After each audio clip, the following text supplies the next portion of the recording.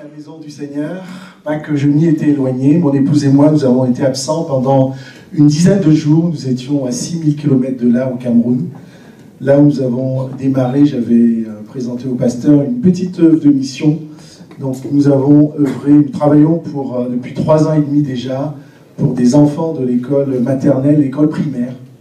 Et je peux vous dire que plus l'œuvre avance, plus on se rend compte qu'on a besoin de Dieu, parce que ça va au-delà de ce que nous avons pensé. Donc nous avons clairement mis en place un centre de loisirs pour les enfants, pour travailler pour leur épanouissement. C'est dans une campagne, c'est dans un village. Et puis nous avons également une ambition de mission. Donc nous avons commencé à partager l'évangile avec les enfants, avec les personnes avec lesquelles nous travaillons. Et vous voyez, quand l'œuvre commence comme ça, on se rend compte qu'on est tout petit devant Dieu, parce que Dieu connaît toutes choses. Alors nous sommes revenus en milieu de semaine, claqués, fatigués, parce que là-bas c'est 33 degrés, c'est très lourd, c'est très humide. Et on est revenu dans ce grand froid-là. Mais nous avions également le sentiment que Dieu nous a vraiment aidés dans ce que nous avons planifié de faire, et surtout dans ce que lui voulait que l'on fasse. Je vais remercier les frères à qui j'en ai parlé, qui ont prié pour cela. Et nous sommes aussi rentrés vraiment dans la joie quand on œuvre dans le Seigneur et quand on fait simplement ce que le Seigneur veut qu'on fasse. Il met une joie dans notre cœur. Mais ce n'est pas terminé, il y a encore beaucoup de choses à faire. Amen. Donc nous aurons l'occasion, avec l'autorisation du pasteur, de partager en détail cette œuvre avec des photos, avec les enfants, surtout pour que vous puissiez également prier pour cela. Amen. Ce matin, je voudrais partager avec vous, le Seigneur a mis dans mon cœur, le titre du message, c'est « Muscle ta foi ». Ça peut paraître un peu drôle comme titre de message, mais nous allons voir que le Seigneur a besoin à ce que notre foi aille de l'avant, que notre foi soit persévérante. Le Seigneur a besoin à ce que lorsqu'il revient, Jésus-Christ pouvait dire que lorsqu'il reviendra, est-ce qu'il trouvera de la foi sur la terre. Amen. Mais avant ça, nous allons demander la grâce de Dieu. Est-ce que nous pouvons nous tenir debout? Et ensemble, nous allons crier à lui, nous allons lui demander de nous diriger par son Saint-Esprit, de préparer nos cœurs, d'opérer tout ce qu'il veut dans sa présence ce matin, dans son Église. Alléluia. Ensemble, demandons la grâce de Dieu. Seigneur, ce matin, nous voulons nous tenir devant toi et nous voulons, Seigneur, mon Père, mon Roi, nous tenir devant le trône de grâce. Tu es celui, Seigneur, mon Dieu, par qui nous vivons. Tu es celui, Seigneur, qui nous a appelés, Seigneur, mon Dieu, à marcher, Seigneur, par la foi. Je te bénis, je te rends grâce, Seigneur, mon Père, mon Roi, ce matin, Seigneur, parce que tu es là et nous avons besoin de toi. J'ai besoin, Seigneur, de ta grâce, de ton Saint-Esprit.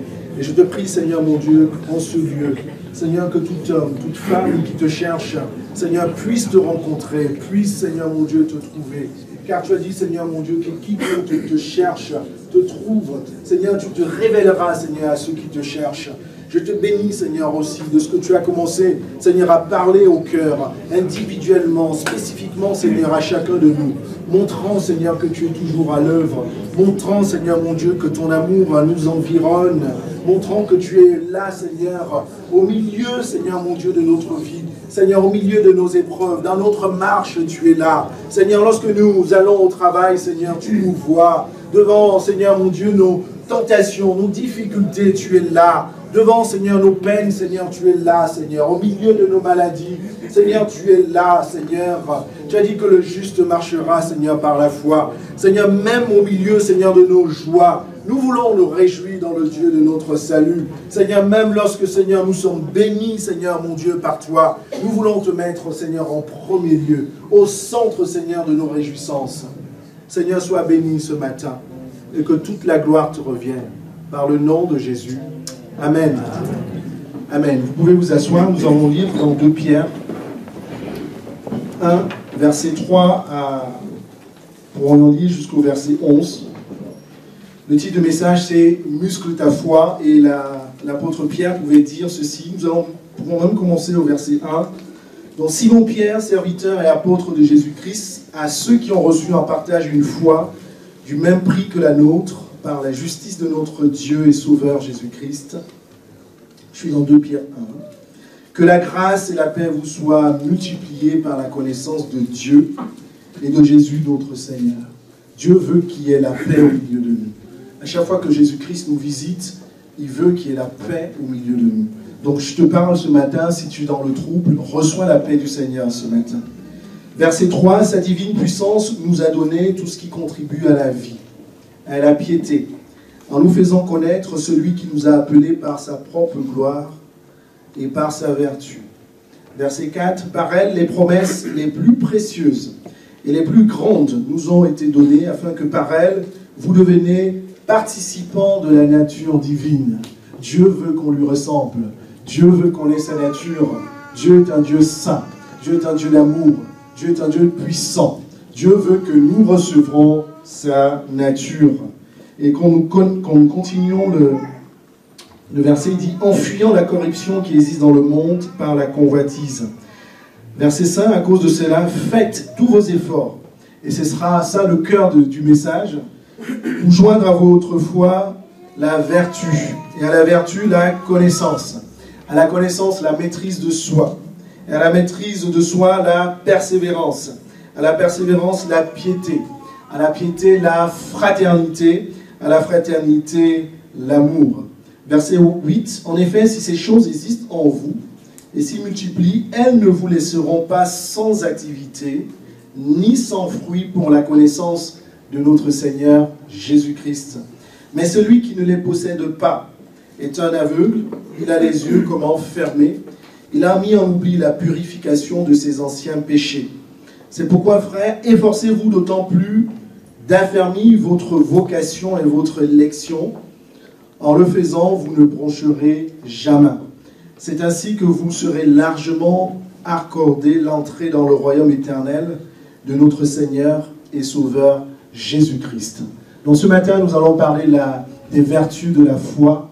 Et vous savez, la foi, c'est un don de Dieu, n'est-ce pas? L'apôtre Paul pouvait dire que c'est par la grâce que nous sommes sauvés. C'est par le moyen de la foi. Cela ne vient pas de nous, mais c'est quoi? C'est le don de Dieu. Donc Dieu t'a accordé la foi. Dieu t'a donné la foi.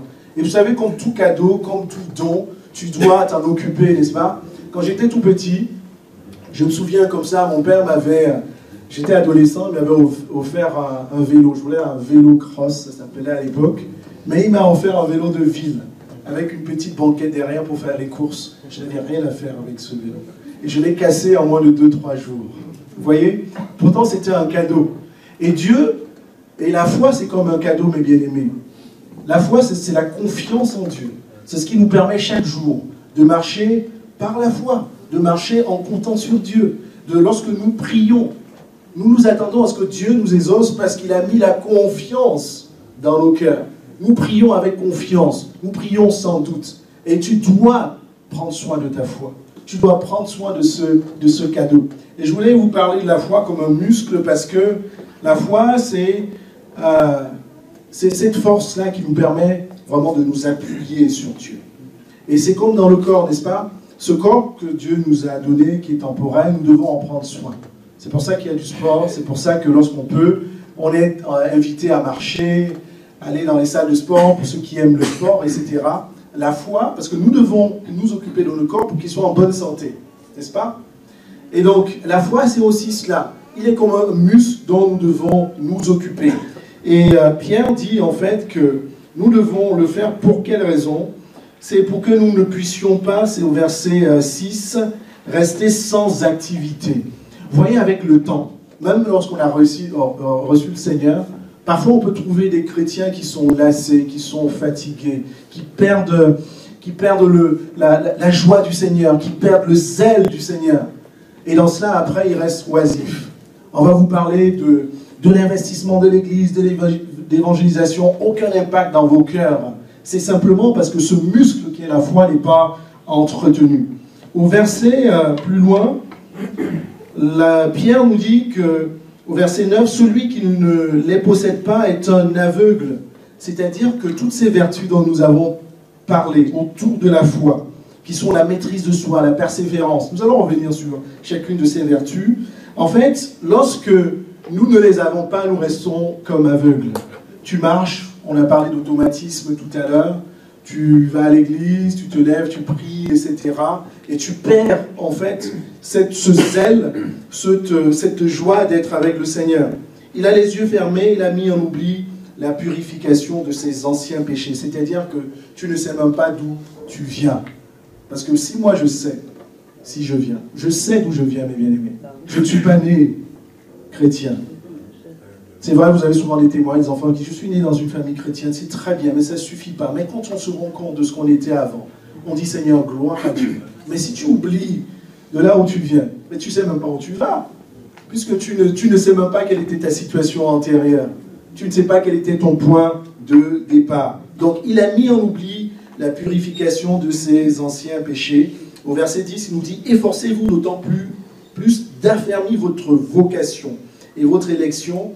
En le faisant, vous ne broncherez jamais. » C'est-à-dire vraiment en musclant ta foi, en travaillant chaque jour sur ta foi. Tu ne feras pas partie de ceux qui se plaignent, qui râlent. De ceux qui se plaignent tout le temps parce qu'il fait froid, parce qu'il fait chaud, parce que... Bref, beaucoup de choses. Tu ne broncheras jamais. Alléluia. Vous savez, aucun d'entre nous n'est parfait. Mais nous marchons, nous devons être persévérants. Parce que Dieu nous attend à être prêts quand Jésus-Christ reviendra. Alléluia. Donc tu ne feras pas partie de ceux qui bronchent. Donc muscler sa foi, entretenir sa foi, ça nous permet d'être prêts quand le Seigneur Jésus-Christ reviendra. Au son de la trompette. Alléluia, seras-tu prêt? Vivre avec plénitude la vie de l'Esprit. Alléluia. Que tu sois rempli de l'Esprit de Dieu. Que tu sois là où l'Esprit de Dieu veut que tu sois là. Et que toutes tes actions, que toutes tes décisions puissent être prises par le Saint-Esprit. C'est aussi accomplir les bonnes œuvres que Dieu a préparées d'avance. Dieu t'attend peut-être dans un domaine où tu n'es pas aujourd'hui. Moi, je ne sais rien. Mais chaque jour, je prie le Seigneur qu'il me montre là où il a besoin que je sois. Parce que Dieu a préparé les bonnes œuvres. Et c'est pour cela, en fait, que Pierre nous parlait des vertus. Et je me rends compte, mes bien-aimés, que je vous parlais des chrétiens qui se fatiguent, qui sont blasés. Ça peut arriver à tout le monde. Hein. Ça peut arriver à tout le monde si tu perds vraiment ce zèle, si tu perds ce zèle que tu as avec le Seigneur. Moi, quand je suis arrivé au Cameroun, j'ai demandé au Seigneur, « Seigneur, je veux parler de toi à une personne par jour. Si tu m'en donnes 2, très bien. Pendant 3, très bien. » Et c'est vraiment aller au-delà. Et le Seigneur m'a permis de rencontrer des cousins, des amis que je n'avais pas vus depuis longtemps. Et ça a été vraiment des moments bénis. J'ai rencontré un cousin qui a connu le Seigneur, un petit cousin. Et à chaque fois, le Seigneur me poussait de me mettre à part avec lui. Bref, on était dans un petit local, on s'est enfermé, et je me rendais que je l'exhortais, je l'encourageais. J'ai d'abord écouté, évidemment, pour savoir dans quelle situation il se trouvait actuellement. Mais j'ai passé le temps à l'encourager, mais je me suis rendu compte que tout ce que je lui disais, je l'encourageais à travers la parole de Dieu. Quand je lui disais, par exemple, Dieu a des plans et des projets, il terminait ma phrase. C'est quelqu'un qui avait connu le Seigneur, en fait. C'est quelqu'un qui avait même accepté le Seigneur. Mais avec le temps, il s'est éloigné progressivement. Il n'a pas entretenu sa foi, il n'a pas entretenu ce muscle. Vous savez, les muscles que nous avons, si on ne les entretient pas, comment ils deviennent? Ils deviennent flax, n'est-ce pas? Ils perdent de la vigueur. Voilà. Et et à chaque fois, j'en rigolais, je lui disais, mais toi Yann, mais la Bible, tu la connais presque par cœur. Mais c'est pas parce qu'il connaissait la Bible par cœur qu'il était en contact avec son Dieu. Et j'ai envie de t'encourager ce matin. Muscle ta foi, mon frère. Muscle ta foi, ma soeur. Alléluia, nous allons le voir. Ce n'est pas, ok, c'est un cadeau, la foi que Dieu t'a donnée, mais ce n'est pas définitif. C'est-à-dire qu'en toi, ce que tu as, cette foi-là, si tu ne l'entretiens pas, tu vas voir, elle va s'étioler progressivement et disparaître. Et un jour, on te parlera du Seigneur, tu ne voudras pas écouter la voix du Seigneur. Un jour, un frère, une sœur viendra vers toi et tu n'auras même plus envie d'être en présence de tes frères et tes sœurs. Donc l'enjeu est vraiment important. Et j'ai encouragé ce petit cousin et ensemble nous avons prié et il s'est décidé donc à suivre désormais le Seigneur. Et nous allons parler donc des 7 vertus de la foi. Donc de Pierre, hein, ce que nous avons lu tout à l'heure. Et la première vertu, c'était justement la vertu. La vertu, c'est la bonne conduite. Donc pour nous chrétiens, c'est la capacité à marcher selon la parole de Dieu. Vous savez, même dans le monde, on parle de bonne conduite. C'est pour ça qu'il y a des cours de civisme, etc. Mais nous, c'est différent. Tu as beau faire tous tes efforts pour marcher dans l'honnêteté, dans la justice, etc. Mais si tu n'as pas la parole de Dieu, si tu n'as pas l'Esprit de Dieu, tu n'y parviendras pas. Est-ce que vous êtes d'accord avec cela? Pour nous, la bonne conduite, vous savez, la Bible nous dit que la chair est opposée à ceux de l'esprit. Tu fais ce que tu n'as pas envie de faire. Et tu ne fais pas ce que tu devras faire, nous disait l'apôtre Paul. C'est pour ça que la vertu, la bonne conduite, si tu ne comptes pas sur le Saint-Esprit, tu ne vas pas y arriver. Je vais prendre, j'ai quelqu'un qui considérait comme chrétien, qui racontait une histoire, en fait, elle sortait d'un supermarché, elle avait fait ses courses dans un caddie, etc. La personne était avec mon épouse. Elles arrivent dans le parking. À un moment, on ouvre le coffre pour ranger les affaires, n'est-ce pas? Tout le monde le fait. Et puis elles se rendent compte qu'il y a presque la moitié du caddie qui n'avait pas été compté à la caisse. Et cette personne qui se considérait chrétienne dit, mais c'est très bien, j'ai été béni par Dieu. Pourquoi ça béni par Dieu? Ma femme lui dit, mais non, écoute, je suis un tout petit peu embêté pour toi, mais il faudrait que tu retournes au supermarché, tu retournes à la caisse et tu leur signales ça, n'est-ce pas? Moi, je veux bien être béni par Dieu, mais pas de cette manière-là. Vous êtes d'accord? Mais cette personne-là, qui était religieuse, qui connaissait, je ne vais pas forcément parler de la religion, n'avait pas compris, il n'avait pas la présence d'esprit, on peut dire ça comme ça, qu'il fallait retourner, qu'il fallait réparer ce tort.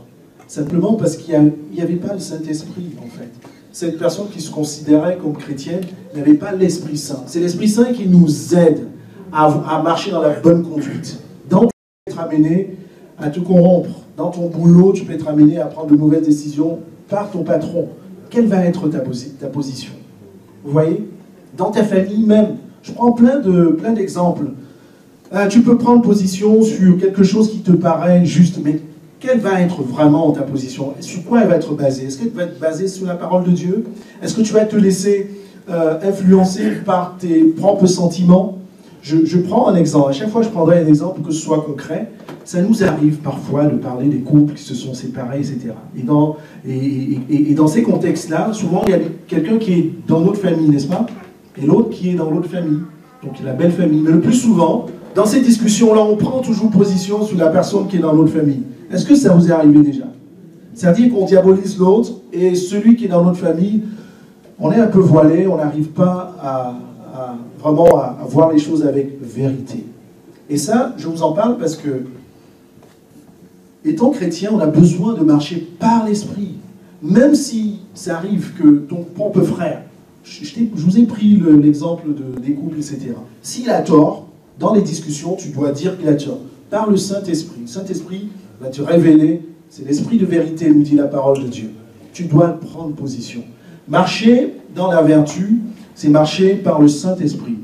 Et si tu n'as pas le Saint-Esprit, tu ne peux pas marcher dans une bonne conduite. Tu ne peux pas y arriver. Parce que le monde te met la pression, parce que ton patron te met la pression, parce que la famille te met la pression. Donc la première vertu, c'est une des choses sur lesquelles nous devons marcher, muscler notre foi, c'est marcher dans la bonne conduite, ce que la Bible appelle la vertu, et celle-là, elle est puisée dans la parole de Dieu. Notre référentiel, ton référentiel, mon référentiel, c'est la parole de Dieu. Et celui qui va t'aider à aller au-delà de ce que tu ne peux pas faire, c'est le Saint-Esprit, l'Esprit de vérité. Amen. La parole de Dieu, ensuite, nous parle de la science. Alors, il y a plusieurs sciences. Hein. Il y a les sciences physiques, il y a les sciences astrologiques, etc. Mais là, ce n'est pas tout à fait ça. Ici, la parole de Dieu nous parle de la connaissance de Dieu. Et donc, il y a beaucoup de chrétiens, en fait, qui ont une connaissance théorique de Dieu. Je vous parlais de mon cousin tout à l'heure, de mon petit cousin tout à l'heure. Il connaissait toute la Bible.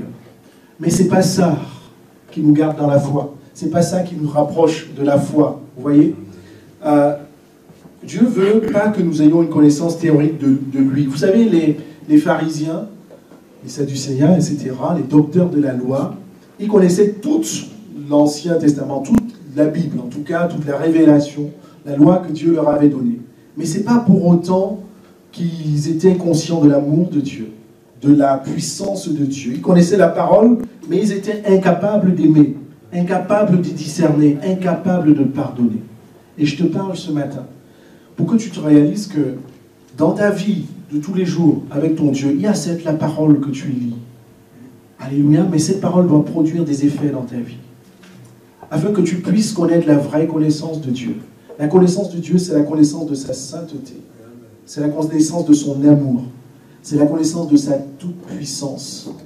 La connaissance de Dieu, ce n'est pas une connaissance intellectuelle. C'est que dans ton cœur, tu sais que Dieu est saint. Je prends un exemple. Que tu sois chez toi, que tu sois dans l'église, quand tu t'approches de Dieu, tu sais que tu t'approches du trône du Dieu saint et très saint, du lieu très saint. Alléluia. Si toi, ta connaissance de Dieu, c'est simplement Dieu est de mon côté et je serai la tête et non la queue. Dieu est fort, etc. Dieu sera toujours mon justicier. Si ta connaissance reste simplement la connaissance théorique, ta foi ne sera pas forte, mon frère et ma soeur. La connaissance dont on parle ici, c'est vraiment la connaissance du Dieu que nous servons, du Dieu que nous adorons. Et nous allons voir que lorsque nous connaissons ce Dieu, notre relation avec Dieu change énormément. Et vous voyez, je pourrais prendre par exemple l'exemple de Saül. Saül avait une certaine connaissance de Dieu. Il a été choisi comme roi, etc. Alors, il ne savait pas qu'il a un Dieu qui veut que nous soyons obéissants à sa parole. Dieu lui avait dit, je pense que c'était contre... Il y avait un peuple étranger qui luttait contre les Israélites. Et donc Dieu lui avait dit, après la guerre, eh bien, tu prends tous les biens et les personnes, tu les détruis totalement. C'est les Amalécites. N'est-ce pas? Vous connaissez ce passage? Et qu'est-ce que Saül a fait? Il a fait la guerre. Dieu lui a permis de gagner la guerre.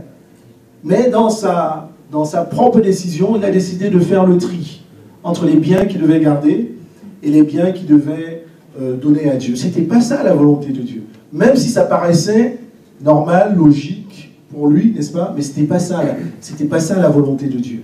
On parle de la connaissance. Saül avait une connaissance de Dieu. Il savait qu'il y avait un Dieu qui choisit les rois, un Dieu tout-puissant, etc. Mais il n'avait pas compris que lui, il devait servir un Dieu pour lequel il devait être totalement et à 100% obéissant. Donc la connaissance de Dieu, c'est ça, mes bien-aimés. C'est pour ça que la parole de Dieu nous avait dit que Dieu préfère l'obéissance au sacrifice. Donc il n'avait pas compris que Dieu, c'était un Dieu qui recherche l'obéissance. Donc écouter la parole de Dieu, ça ne suffit pas. Quand on est même même quand on bénéficie des prières de l'Église ou des prières du pasteur, ça ne suffit pas. Nous devons grandir dans la connaissance de ce Dieu. Un Dieu dont l'amour est si large, profond. Un Dieu qui est puissant, un Dieu qui est saint. Et vraiment, je m'encourage aussi chaque jour. Approfondissez cette connaissance de Dieu. Et lorsque vous allez vous tenir devant votre Dieu, vous tiendrez autrement. Lorsque vous allez réagir, prendre des décisions, vous prendrez des décisions autrement. Parce que vous aurez eu la connaissance de Dieu. Donc, la troisième vertu dont on parle, c'est la maîtrise de soi. C'est contenir son énervement, sa colère, garder son calme. Est-ce que tu fais partie de ceux qui démarrent au quart de tour? À qui on dit A et puis je suis déjà à U, V, T, Z et ainsi de suite. Est-ce que tu fais partie de ceux parce que tu ne supportes pas la justice? Alors quand tu es dans la justice, il faut absolument que tu réagisses. Bon, quelque part, c'est... Bon, chacun de nous a son caractère, n'est-ce pas? Dieu nous appelle à la maîtrise de soi. Vous voyez, quand Jésus a été arrêté, Pierre, qu'est-ce qu'il a fait? Parce qu'il voyait que son maître était à être emprisonné, à être maltraité, etc. Qu'est-ce qu'il a fait? Il a retiré son arme, il a dégainé son arme pour protéger Jésus. Et Jésus lui a dit, ne boirai-je pas la coupe que le Père m'a donnée?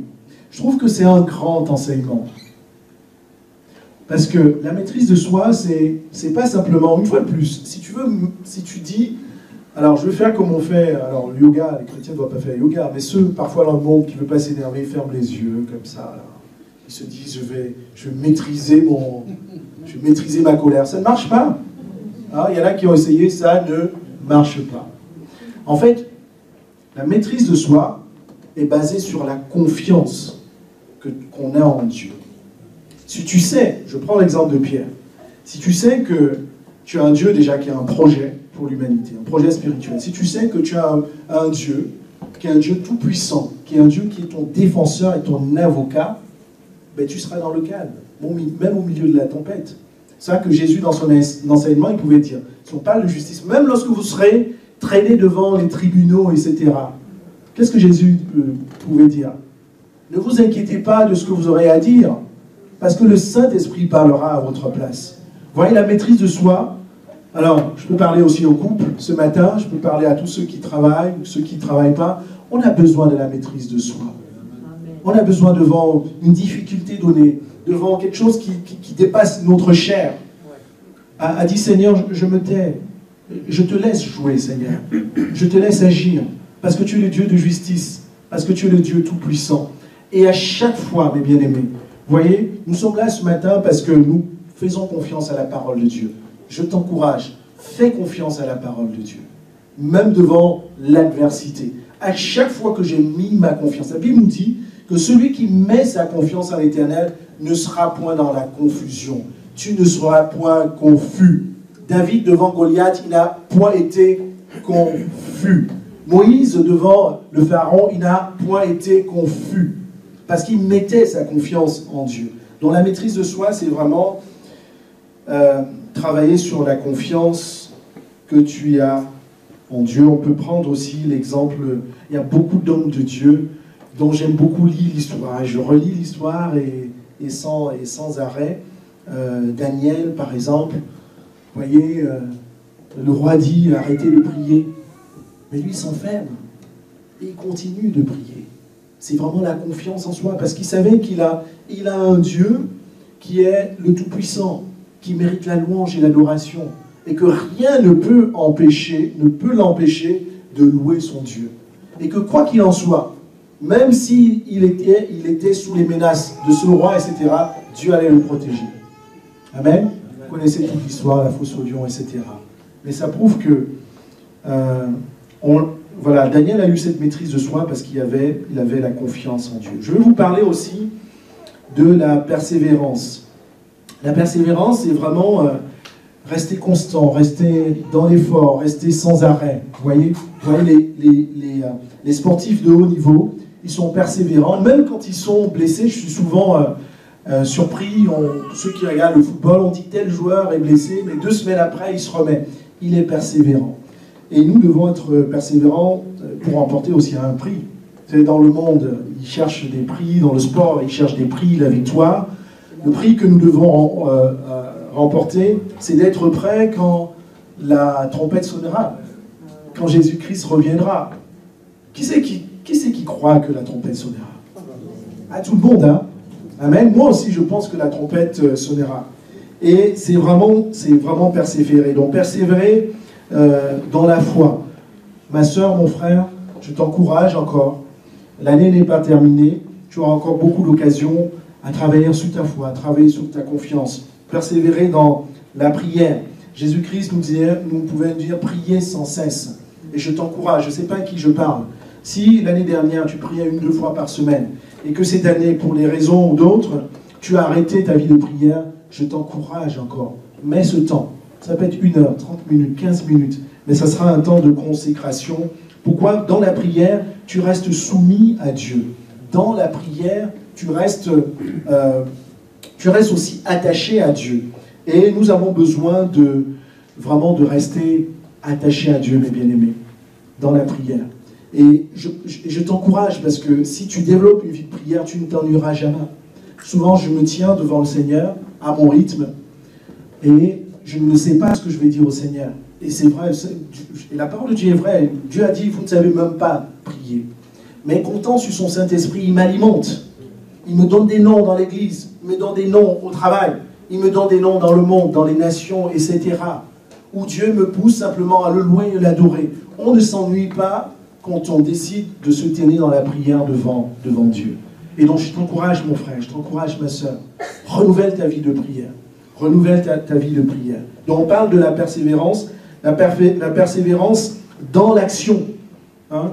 Donc étant chrétien, nous devons, oui, nous devons louer, nous devons adorer, etc. Mais nous devons aimer, nous devons aider ceux qui sont dans le besoin. Alléluia. Continuer d'aimer sans condition. Continuer d'aider. La Bible nous dit que la vraie religion, c'est l'apôtre Paul qui disait, c'est d'aimer c'est d'aimer sans retour, mais c'est d'aimer aussi l'orphelin, la veuve, etc. Et donc demande au Seigneur vraiment de t'aider, de sortir aussi de ton propre périmètre spirituel. Seigneur, dans l'église, quels sont les besoins? Quel est le papy, la mamie? Quel est le frère qui est malade? La sœur est malade? À qui je peux consacrer du temps? Vous voyez, persévérons dans ces choses-là. Nous sommes en train de parler des vertus de la foi, de tout ce qui va nous permettre de muscler notre foi. Et je peux vous dire, à chaque fois que j'ai consacré du temps au Seigneur pour ces choses-là, ma vie personnelle, ma vie de foi a été toujours transformée. Et on parle de la parole du Seigneur parce qu'elle est vraie. On parle aussi de la piété. La piété, c'est l'attachement à Dieu. Le Seigneur m'a remis cette image-là, en fait, quand j'étais tout petit, je suis dernier de la famille. J'avais un attachement assez particulier vis-à-vis de ma mère. On m'appelait son portefeuille, son porte-monnaie. Elle allait en réunion, alors, dans ce pays dont je viens, il y a les réunions il y a les tontines, ça s'appelle. Bon, certains d'entre vous connaissent. C'est des réunions entre amis, entre la famille. Parfois, elle allait à des deuils, des enterrements, à des milliers de kilomètres. J'étais toujours à ses pieds et je vivais. Parfois, c'était des moments bien, et parfois, c'était des moments un peu terribles. Vous voyez, quand vous avez 300 km à faire et que la voiture tombe en panne en milieu de forêt, en milieu de savane. Ça, j'ai vécu ça. Mais j'étais attaché à ma mère parce que je l'aimais de tout mon cœur et quand j'étais avec elle, c'était ma sécurité. Dieu veut qu'on soit attaché à lui comme ça. Dieu veut que tu sois attaché à lui comme ça. Jésus veut que tu sois attaché à lui, mon frère, ma soeur. Jésus a dit, je suis le cep, vous êtes les sarments. Étant attaché, le sarment, quand il est attaché au cep, il se nourrit. Vous voyez, il y a la sève qui nourrit le sarment, et le sarment, après, alimente les feuilles. Et les feuilles, après, vous avez des fruits. Donc, Jésus veut que tu sois attaché aussi à lui comme ça, constamment. Que tu sois alimenté à lui, attaché à lui. C'est ça qu'on appelle la piété. Et je vous dis que nous devons être attachés à Dieu de cette manière-là. Dieu doit être ton référent. Dieu doit être ton guide par son Saint-Esprit. Alléluia. Tu dois être attaché, un peu attaché à lui. Et je pourrais vous dire, même j'ai vécu Alors, au Cameroun, il y a 6 mois de pluie, et parmi ces 6 mois de pluie, il y a souvent des tempêtes. Et je me suis retrouvé avec ma mère. Ma mère en a eu 6, mais je suis toujours le seul à rester avec elle. J'ai traversé des tempêtes, mais je peux vous dire qu'au milieu de la tempête, quand j'étais au pied de ma mère, je ne voyais pas la tempête. Je voyais la tempête comme la pluie. Je voyais comme les gouttes d'eau. Simplement parce que ma mère était là. Dieu est celui qui te protège. Dieu est ton protecteur. Quand tu es sous ses ailes, la Bible nous dit que tu es à son ombre. C'est-à-dire que tu es réellement protégé. Alléluia. Donc Dieu veut que tu sois attaché à lui de cette manière-là. Donc nous allons parler aussi de la fraternité. C'est une autre vertu. La fraternité, c'est l'affection fraternelle. C'est l'amour fraternel pour les frères et les sœurs. Il y a même un mot qui est plus fort qui s'appelle affection. Je suis toujours marqué, vous voyez, quand vous lisez les épîtres de Paul, il commence toujours à exprimer son amour pour les frères et les sœurs, n'est-ce pas? Et rendez-vous compte que chaque fois que Paul les écrivait, Paul a passé, depuis le moment où il a accepté le Seigneur, plus de la moitié de sa vie en prison.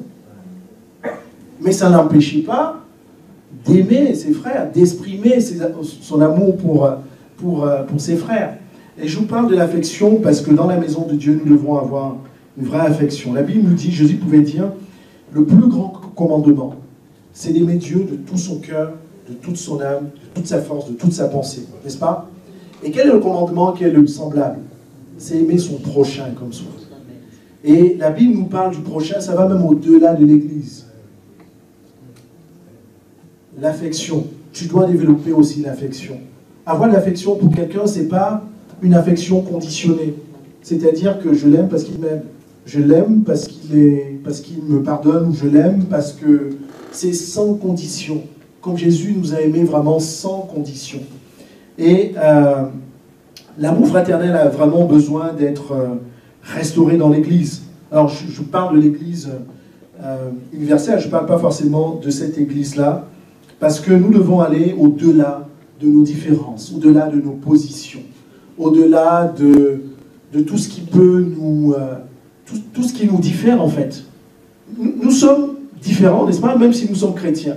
Heureusement, dans la maison de Dieu, il y en a de toutes les couleurs, de toutes les nationalités, de tout caractère.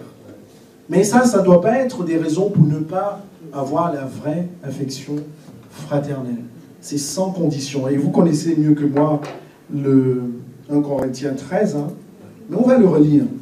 J'avais un pasteur qui disait que la parole de Dieu, l'enseignement, c'est de dire, c'est de redire, etc. Ça, je l'ai expérimenté, parce que la première fois, quand on lit des choses, on ne perçoit pas, on ne comprend pas. Et quand l'apôtre Paul nous parle dans 1 Corinthiens 13 de l'amour, nous pouvons comprendre qu'est-ce que c'est que l'affection. Je lis dans 1 Corinthiens 13, verset 4.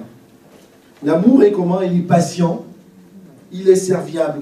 L'amour est envieux. L'amour ne se vante pas, il ne s'enfle pas d'orgueil. Il ne fait rien de malhonnête, il ne cherche pas son intérêt, il ne s'irrite pas, il ne médite pas le mal. Il ne réjouit pas de l'injustice, mais il se réjouit de la vérité. L'amour fait comment? Verset 7. Il pardonne tout, il croit tout, il espère tout, il supporte tout. L'amour ne succombe jamais. Que ce soit les prophéties, elles seront abolies. Les langues, elles cesseront. La connaissance, elle sera abolie. Nous pouvons nous arrêter là. Et la parole de Dieu est cohérente, mes bien-aimés, parce que là, on parlait des vertus et de la foi, et on retermine vraiment par l'amour, pour dire que l'amour est vraiment au-dessus de tout. C'est pour ça que je t'encourage, quel que soit ton passé, quel que soit ton passif, avec qui que ce soit dans l'église, ça peut être dans ta famille, tu es une nouvelle création, tu es une nouvelle créature. Le chrétien n'est pas celui qui marche dans le passé. La Bible nous dit que toutes choses passées sont déjà passées. Maintenant, toutes choses sont nouvelles. Alléluia. Ton amour est sans condition. N'attends pas qu'un frère t'aime. N'attends pas que le pasteur t'aime ou manifeste. Le pasteur, je n'ai aucun doute. Mon pasteur, je sais qu'il m'aime. Mais je ne veux pas attendre à ce qu'il manifeste un amour extraordinaire. N'attends pas que ton frère le fasse. Le vrai amour, c'est aimer sans condition. C'est donner. Jésus-Christ pouvait dire, il n'y a pas plus grand amour que de donner sa vie pour ses amis. Le vrai amour, c'est ne pas attendre recevoir. Je ne parle pas de cette église, mais j'ai souvent entendu, dans l'église, il n'y a pas d'amour, ou dans l'église où les frères ne sont pas, les frères ne sont pas chaleureux. S'il n'y a pas d'amour, donne l'amour. S'il n'y a pas de chaleur, donne la chaleur. Alléluia. S'il n'y a pas de patience, donne la patience. C'est ça le vrai chrétien, né de nouveau, qui muscle sa foi. Alléluia. Mais je vous mets à défi, mes bien-aimés. Expérimentez ces choses-là. On a parlé de plusieurs choses. On a parlé de la persévérance, on a parlé de la piété, de l'attachement, on a parlé de la maîtrise de soi, on a parlé de la fraternité, on a parlé de la connaissance. Je vous mets à défi sur la parole de Dieu, pas moi, sur la parole de Dieu. Mettez en pratique ces choses-là. Humiliez-vous devant le Seigneur. Mettez en pratique ces choses-là. Et vous verrez que votre foi sera un muscle extraordinaire. Vous aurez la foi de Moïse, la foi de Daniel, la foi de tous ceux qui nous ont précédés. Alléluia. Et vous ne serez pas aussi comme... nous le dit d'ailleurs, ce que je vous propose, c'est de conclure en relisant ce passage-là. 2 Pierre 3, versets 1 à 9. Sa divine puissance, j'ai commencé au verset 3, nous a donné tout ce qui contribue à la vie. Tout ce qui contribue à la vie. À la piété, en nous faisant connaître celui qui nous a appelés par sa propre gloire et par sa vertu. Par elle, les promesses les plus précieuses et les plus grandes nous ont été données, afin que par elle, vous deveniez participants de la nature de Dieu, la nature divine, en fuyant la corruption qui existe dans le monde par la convoitise. À cause de cela même, faites tous vos efforts pour joindre à votre foi la vertu, c'est-à-dire la bonne conduite, à la vertu la connaissance, c'est-à-dire la connaissance de Dieu à travers sa parole, la maîtrise de soi en faisant confiance en Dieu, à la maîtrise de soi la persévérance, en persévérant dans la prière, dans la lecture de la parole de Dieu, dans l'amour, dans les choses pratiques. À la persévérance, la piété. À la piété, la fraternité. Et nous l'avons détaillé tout à l'heure, à la fraternité, l'amour. Verset 8, en effet, si ces choses existent en vous et s'y multiplient, elles ne vous laisseront pas sans activité ni sans fruit. Dans la maison de Dieu, il y a beaucoup de choses à faire. Le Saint-Esprit va te révéler. Mon frère ou ma sœur, va t'occuper de telles choses, de l'école du dimanche, de l'accueil des nouvelles personnes à l'église. Va t'occuper de la propreté de telle salle. Tu ne seras pas oisif. Dans la maison de Dieu, il y a toujours des choses à faire. Et donc, vous ne serez pas dans l'oisivité, et nous voulons, voilà, ni sans fruit pour la connaissance de notre Seigneur Jésus-Christ. Mais celui qui ne les possède pas est un aveugle. Il a les yeux fermés, il a mis en oubli la purification de ses anciens péchés. C'est pourquoi, frères, efforçons-nous, d'autant plus d'affermir notre vocation et notre élection, en le faisant, nous ne broncherons jamais. Alléluia. Un chrétien est toujours joyeux. Qu'il pleuve, qu'il neige. Si on peut avoir des moments un peu tristes, je dis qu'on ne peut pas être triste pour des raisons ou pour une autre. Alléluia. Mais la joie, la paix du Seigneur doit toujours être en toi. Pas simplement sur ton visage, mais en toi, dans ton cœur. Et c'est ainsi que vous sera largement accordé l'entrée dans le royaume éternel de notre Seigneur et Sauveur Jésus-Christ. Moi, je n'ai pas envie de louper ce moment-là où le Seigneur Jésus-Christ reviendra. Et où enfin on passera du temps en sa présence. Fini le métro, fini les autoroutes, fini les grippes, fini les incompréhensions, en présence perpétuelle de notre Seigneur Jésus-Christ. Alléluia. Grandissons dans, moi aussi, j'ai besoin de ça, grandissons dans ces choses, mes bien-aimés. Et le Seigneur nous bénira. Soyez bénis. J'ai invité le pasteur.